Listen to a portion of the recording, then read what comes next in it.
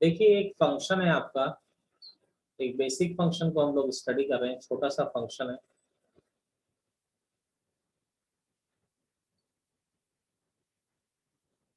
क्या आ रहा है आपका? Identity function.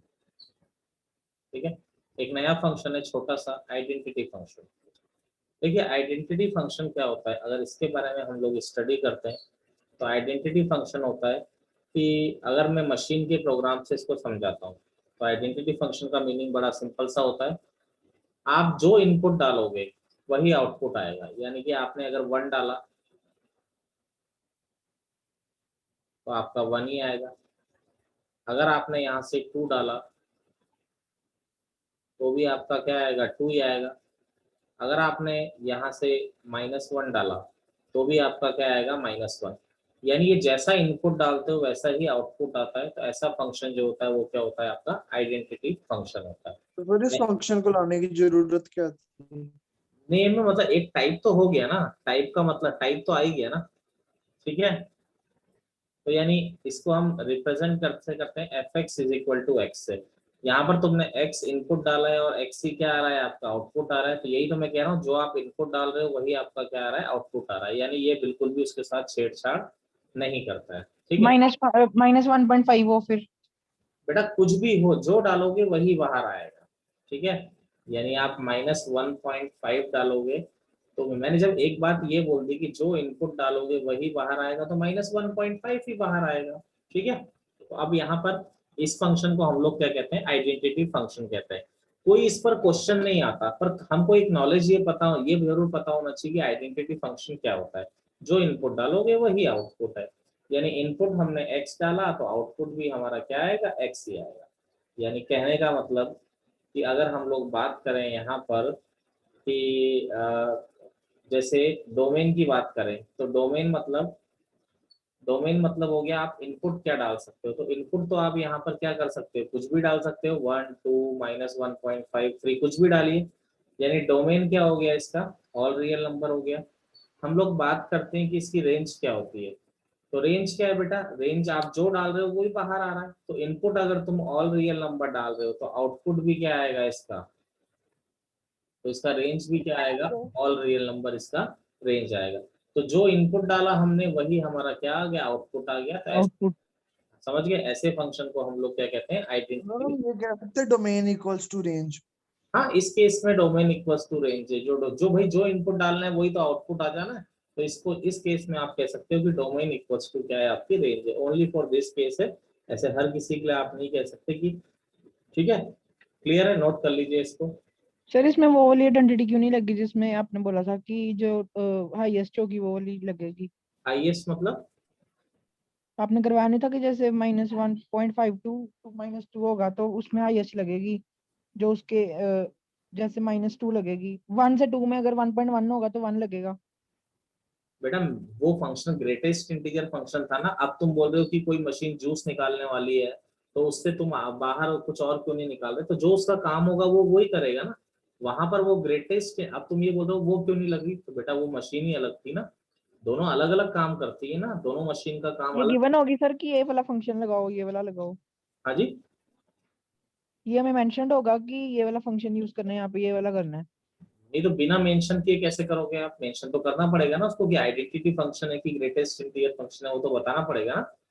ठीक है सर। ठीक है ना, ऐसे थोड़ी आपसे कुछ भी बोलेगा आप मन से कुछ भी लगा लोगे।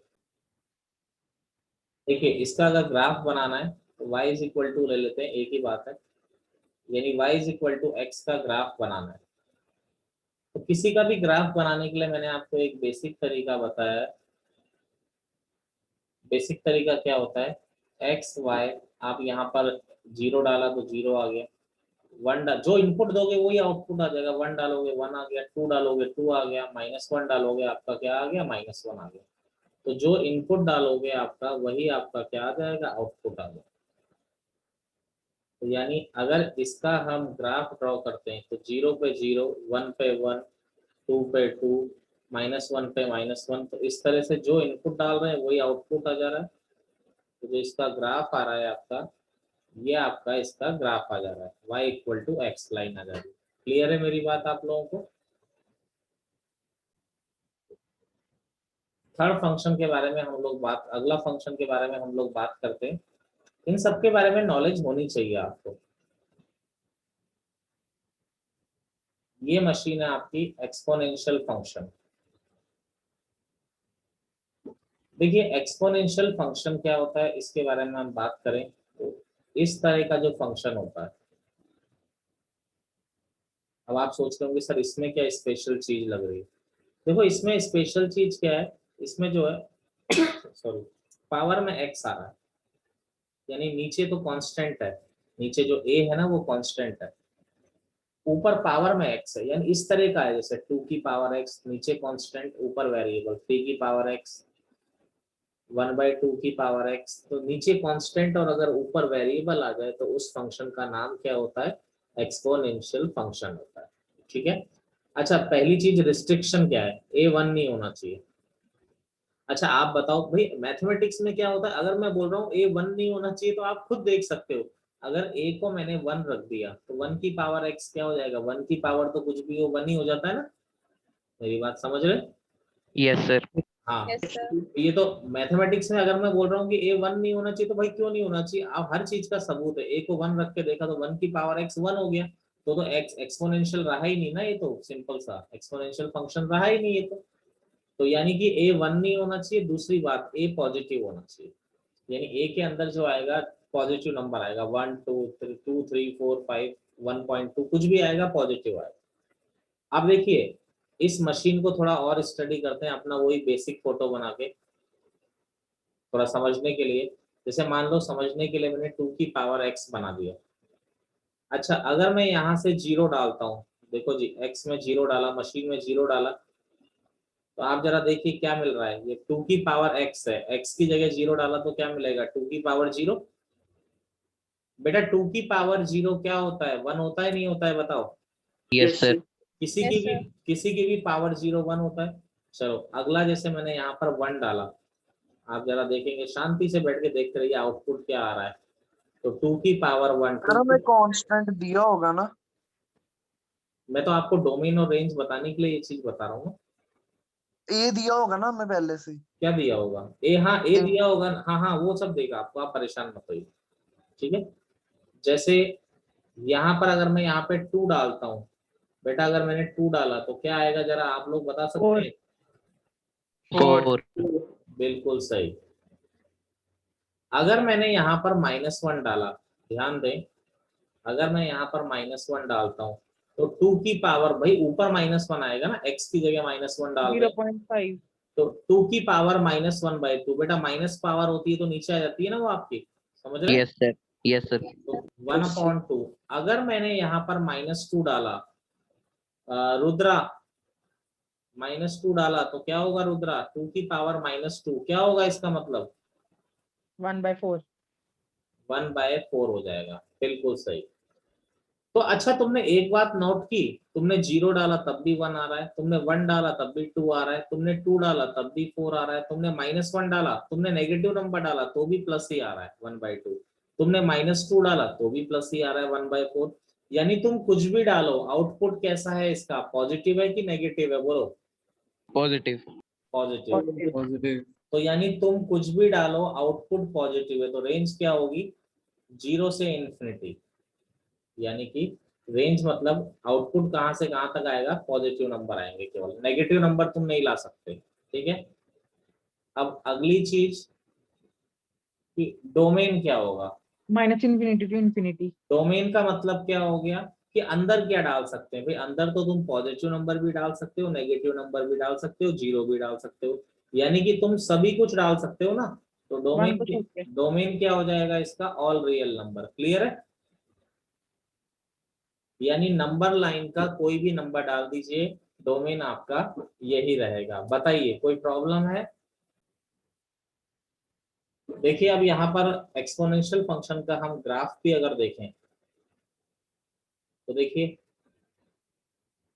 एक्सपोनेंशियल फंक्शन का ग्राफ हमको देखना है, तो नेक्स्ट पेज पे इसका ग्राफ बना देते हैं। यहाँ पर हम एक बात कह रहे हैं कि a पॉजिटिव होना चाहिए और a 1 नहीं होना चाहिए, ये हमने ऐसा कहा। तो नंबर लाइन पे अगर मैं बनाऊं तो 0 और 1 आप क्या कह रहे हैं, ए जो है वो पॉजिटिव लेना है, यानी इधर लेना है, और ए को क्या नहीं लेना है, 1 नहीं लेना है, यही बात हो रही है ना। Yes, sir. ए पॉजिटिव लेना है और ए 1 नहीं लेना है। तो अगर आप ध्यान दीजिए तो इसका मतलब ये दो पॉसिबिलिटी आती है, या तो ए 1 से बड़ा हो जाए या फिर ए क्या हो जाए, 0 से 1 के बीच में हो जाए। Yes, sir. आपको सबको समझ में आया मैंने क्या बनाया है यहाँ पे, बोलिए। Yes sir. Yes sir. देखिए केस फर्स्ट, अगर ए पॉजिटिव हो जाता है यानी ए 1 से बड़ा हो जाता है, पहला केस। तो 1 से बड़ा हम एक एग्जांपल ले लेते हैं बच्चे समझने के लिए। जैसे मैंने 1 से बड़ा ए का कोई भी वैल्यू अपने मन से ले लिया, मैंने ले लिया 2। अब कोई बच्चा सोच रहा है कि सर मैं 3 ले लेता, तो बेटा आप 3 भी ले सकते थे, उससे कोई फर्क नहीं पड़ता, ठीक है। तो देखिए हम ग्राफ बना रहे हैं ए की पावर x का, ए का वैल्यू 2 ले लिया, तो यानी अब हम लोग ग्राफ बना रहे हैं, किसका ग्राफ बना रहे हैं, 2 की पावर x का ग्राफ हम लोग बना रहे हैं। तो किसी का भी ग्राफ बनाने के लिए मैंने एक बात आपको बताई है कि आप सबसे पहले उसकी टेबल बनाते हैं। तो अगर उसका टेबल बनाने की कोशिश करते हैं हम लोग, तो टेबल मतलब x डालेंगे, उसके रेस्पेक्ट में y निकाल लेंगे हम लोग। तो देखिए, देखो बच्चे, x को मैंने 0 डाला, 1 2 3 4 -1 -2 -3।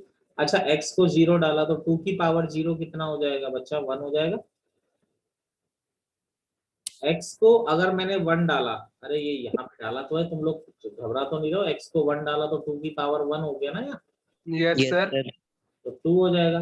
x को 2 डाला तो 2 की पावर 2, यहाँ पर x को 2 डाला ना तो 4 हो जाएगा।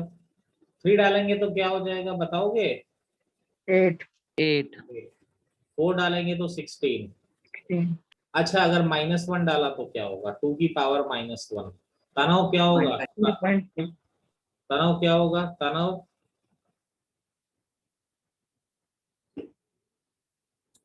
1/2। बिल्कुल सही। और रक्षित -2 डालेंगे तो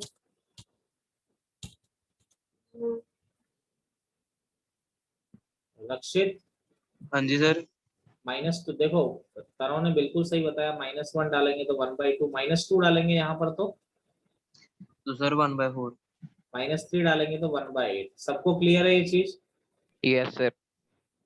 अब देखिए इसका ग्राफ प्लॉट, अब तो क्या है, जब तुम्हारे पास टेबल आ गई तो ग्राफ तो प्लॉट करने में कोई दिक्कत ही नहीं है। देखो एक चीज मुझे कंफर्म है कि ग्राफ नीचे नहीं आएगा, इधर नहीं आ सकता ग्राफ। क्यों नहीं आ सकता, क्योंकि एक्सपोनेंशियल फंक्शन हमेशा पॉजिटिव होता है ना। Yes, sir. तो 0 रखा तो 1, 1 रखा तो 2, 2 रखा तो 4, 3 रखा तो 8, -1 रखा तो 1/2, -2 रखा तो 1/4, ऐसे आएंगे ना पॉइंट। तो अगर इन पॉइंट्स को मिला दिया जाए, ठीक है, इन पॉइंट्स को अगर मैं मिला देता हूं तो ग्राफ का शेप इस तरह से आता है। देखिए इन पॉइंट्स को अगर मैं मिला देता हूं, यानी 0 पे 1, तो ग्राफ, यानी जब भी आप, कहने का मतलब ये हुआ, जब भी आप 1 से बड़ा लेंगे बेस, बात को समझिएगा, जब भी आप बेस 1 से बड़ा लेंगे तो ग्राफ का शेप कैसे आएगा आपका, ऐसा ही आएगा। समझ गए मेरी बात, नहीं समझे? Yes, sir. आप नहीं आई अगर, सर समझ, हाँ जी समझ नहीं आया सर। बेटा, मैंने तो ग्राफ ये पॉइंट्स को प्लॉट करके बनाया ना, ये तो पॉइंट्स बनाते गए, उन लाइनों को मिला दीजिए। ठीक है सर। हीरा ये 0 पे, हीरा ऐसे बनाया ना, देखो 0 पे 1 आ रहा है, 1 पे 2 आ रहा है, 2 पे 4, तो इनको मिलाया ही तो है मैंने। सर इसकी शेप मतलब थोड़ी हाफ पैराबोला जैसी आई। नहीं नहीं, पैराबोला या तो ऐसा होता है या ऐसा होता है या ऐसा होता है या ऐसा होता है, हाफ पैराबोला कैसे हो गया? नहीं, पैराबोला से कोई कंपैरिजन नहीं है। अच्छा फिजिक्स में पढ़ रहे होंगे आप लोग पैराबोला ना। सर हो गया एक्चुअली। मेनली तो मैथ्स में 4 तरह के पैराबोला बताए होंगे ना सर ने। हाँ जी सर. Yes sir. मैथमेटिक्स में आएगा, ये चैप्टर आगे आएगा, बहुत डिटेल में आएगा मैथ्स में। कॉनिक सेक्शन में आएगा। बिल्कुल सही, बिल्कुल सही, कोनिक सेक्शन में। सर इसका मैंने देख लिया, पॉइंट्स प्लॉट करके ऐसा ही आ रहा है। बिल्कुल ऐसा ही आएगा बेटा, मैं कोई गलत थोड़ी बता रहा हूँ, तू चेक कर रहा है रीचेक। मैंने कहा एक बार चेक कर लेता हूँ। अरे कर लो भाई, कहीं भी चेक करो, कोई दिक्कत नहीं है, ऐसा ही आना है वो तो।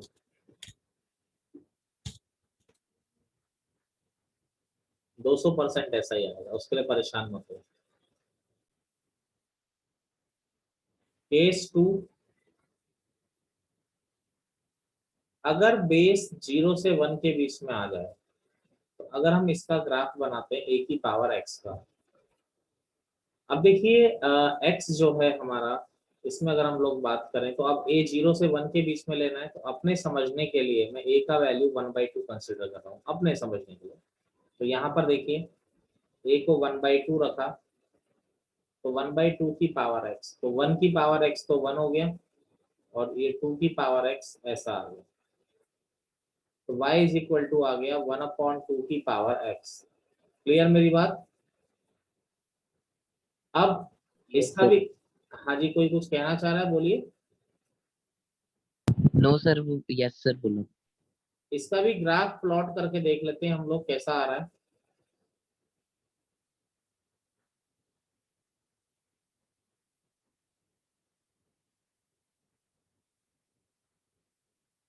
सिंपल है सब कुछ, बस थोड़ा समझते चलो। मैथमेटिक्स तो सब सामने दिखाई देता है, इसमें तो कुछ छुपाने वाली बात ही नहीं होती। सर मेन इसमें ये ध्यान रखना कि y इंटरसेप्ट 1 होएगा। हाँ, 0 1 2 3 -1 -2 -3। देखो x को 0 रखा, तो बेटा क्या आएगा, देखो मुझे बताओ, x को 0 रखेंगे तो यहाँ पर x को 0 रखा, देखो रख के देख लो, 2 की पावर 0 हो जाएगा। 2 की पावर 0 कितना होता है, 1 होता है। अरे बोलो। Yes sir. अब x को अगर 1 रखा, x को अगर 1 रखा तो 1/2 हो जाएगा। अच्छा, x को 2 रखा, आप जरा बताते चलिए, x को 2 रखेंगे तो 2 की पावर 2, बेटा x की जगह पे 2 आएगा ना, तो 1/2 की पावर 2, तो क्या आ जाएगा, 1/4 आ जाएगा। 1.4। 3 रखेंगे तो 2 की पावर 3 हो 1/8। जाएगा। 1/8। अच्छा, अगर -1 रख दे 2 तो बेटा 2 की पावर -1, नीचे -1 पावर है, पावर ऊपर जाएगी तो 2 क्या? 2 अच्छा, -2 रखेंगे तो 4 -3 रखेंगे तो 8। क्या आ जाएगा? समझ गए हो? अब बेटा पॉइंट्स को लोकेट करते हैं, मेरी बात समझेंगे, पॉइंट्स को लोकेट करते हैं। अच्छा, बना सकते हो, 10th में सीखा है ना ये तो बनाना ग्राफ। Yes sir. हाँ, वो तो आप पॉइंट्स को लोकेट करिए, और जैसे 10th में आप पॉइंट्स को जोड़ दीजिए, आपका ग्राफ का शेप जो आएगा वो आपका इस तरह से ही आएगा। ये आ गया 1 0 पे, तो यानी ये हो गया a की पावर x, जब भी बेस 0 से 1 के बीच में होगा, इसी तरह का पैटर्न आपका ग्राफ का आएगा। अगली मशीन है हमारी कांस्टेंट फंक्शन।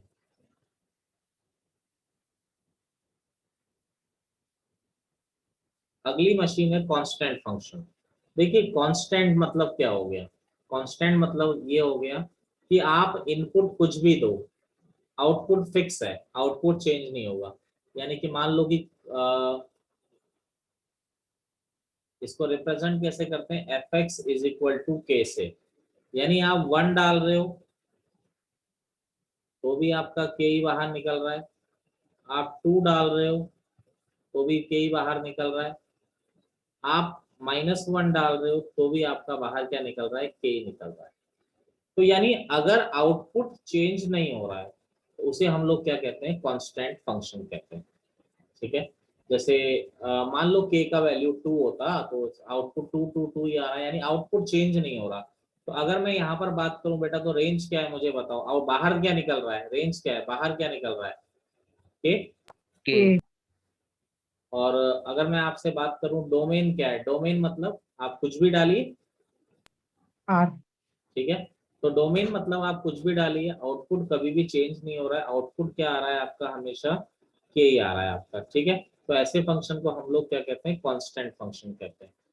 तो यानी कि अगर अब आप बच्चे सोचे कि इसका ग्राफ बनाएं, तो बड़े आराम से बना सकते हैं। जैसे ग्राफ बनाना है हमें y इक्वल टू के का, अब के पॉजिटिव भी हो सकता है, नेगेटिव भी हो सकता है, कुछ भी हो सकता है, ठीक है।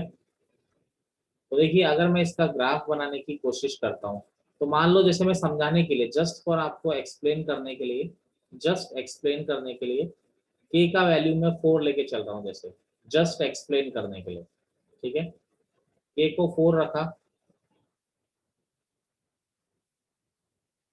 तो यहाँ पर देखिए अगर इसकी टेबल बनाने की कोशिश करते हैं अगर हम,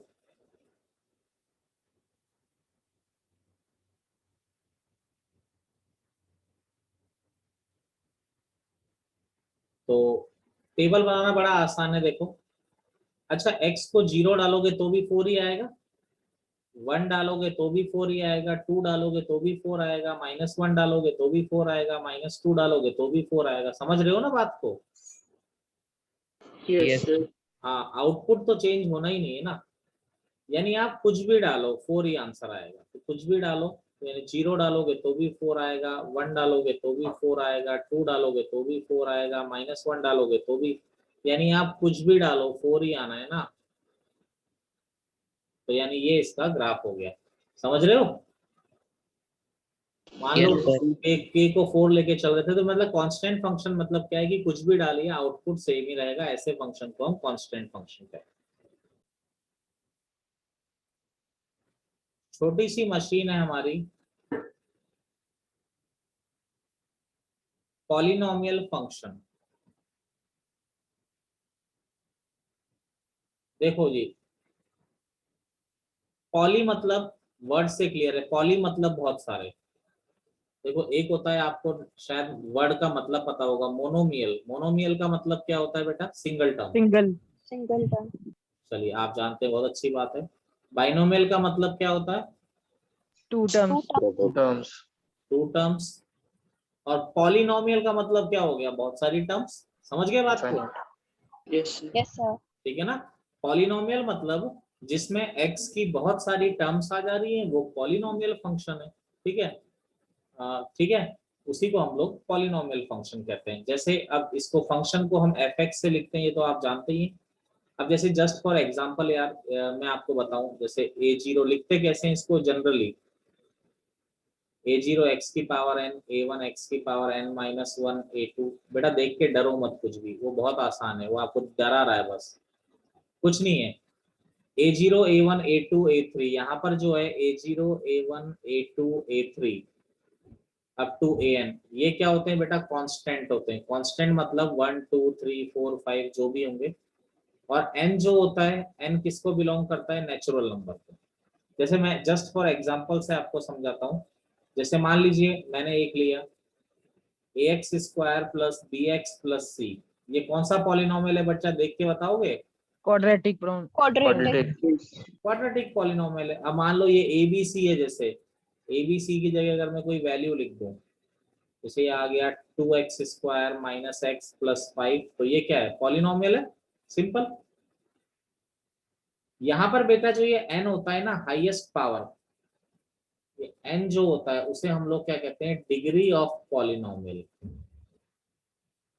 इसे हम लोग पॉलिनोमियल की क्या कहते हैं? डिग्री कहते हैं। यहाँ पर देखिए ये 2x² - x + 5, इसकी डिग्री कितनी है? हाईएस्ट पावर क्या है इसकी, बताइए? 2। तो इसकी डिग्री कितनी है? 2। और एक और इम्पोर्टेंट नोट मैं आपको बताता हूँ, जिसकी जितनी डिग्री होती है उतने ही रूट होते हैं। क्वाड्रेटिक के कितने रूट होते हैं बताओ? बोलो। 2 होते हैं। 2। आप यानी उसकी डिग्री देख के बता सकते हैं उसके रूट कितने हैं। जैसे देखिए f(x) = ax³ + bx² + cx + d। मुझे बताओ कौन सा पॉलिनोमियल है ये? क्यूबिक। पॉलिनोमियल। बेटा बिल्कुल सही।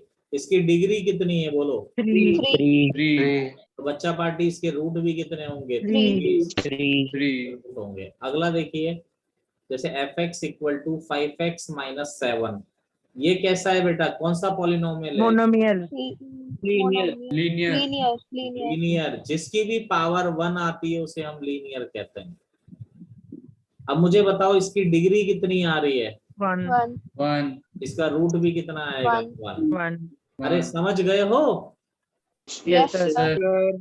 यस